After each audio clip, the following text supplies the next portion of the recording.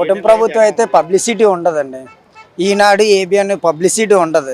చేసింది తక్కువైనా చెప్పేది మాత్రం కొండంత ఉండదు. పబ్లిసిటీకే అయితే మాత్రం పరిమితం. చేయలేనప్పుడు చేయకూడదు. ఇక ఇలాగుంది నేను ఇంతే చేస్తాను, ఇది ఆశ పెట్టకూడదు ప్రజలు ఆశ పెట్టి చేసేది కూటమి ప్రభుత్వం. ఆర్థిక వ్యవస్థ అనేది గత ప్రభుత్వమే కాదండి. మనం ఏపీ తెలంగాణ డివిజన్ అయినప్పుడే సగానికి సగం మనకి రావాల్సిన ఫండ్స్ వీళ్ళు అడగలేదు. ఈయన ఏం చేశాడు 2014లో ఈయన కేసుల కోసం అక్కడి నుంచి మధ్యలో వచ్చాడు.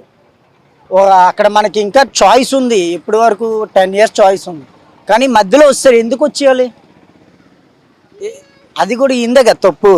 ఏం చేసిన తప్పు వల్ల తర్వాత ఆయన ఇక్కడెక్కడ ఉంటాయి, కానీ ఇది మాత్రం 100% అయితే కొంచెం ఫెయిల్ అవుద్ది, టైం పడుద్ది నాకు తెలిసి.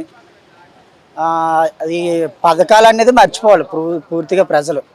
ఏమైనా అభివృద్ధి జరుగుతుందని ఆస్తి ఉండాలి తప్ప పథకాలు అయితే ఏవి జరగవు, చేయలేరు కూడా వాళ్ళు పెట్టినవి. ఒకవేళ కానీ ఆ పథకాలే పెడితే ఇంకా నాశనం అయిపోద్ది. 100% స్టేట్ ఇంకా నాశనం అయిపోద్ది. లాస్ట్ టైం అన్నారు చూసా, శ్రీలంక దివాలా తీసినట్టు మన స్టేట్ దివాలా తీస్తుందని.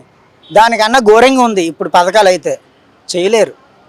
వాటి గురించి మర్చిపోయి ప్రజలు ఈయన ఎలాగా చేయడం తెలుసు కాబట్టి ఏదో ప్రభుత్వం ఈయన వచ్చినప్పుడు ఈయన ఎంతోగానో డెవలప్ చేస్తాడని నమ్మకం పెట్టుకొని ఆ డెవలప్ గురించే చూడాలి తప్ప పథకాల గురించి అయితే ఎటువంటి పరిస్థితుల్లో చేయలేరు, చేయరు కూడా.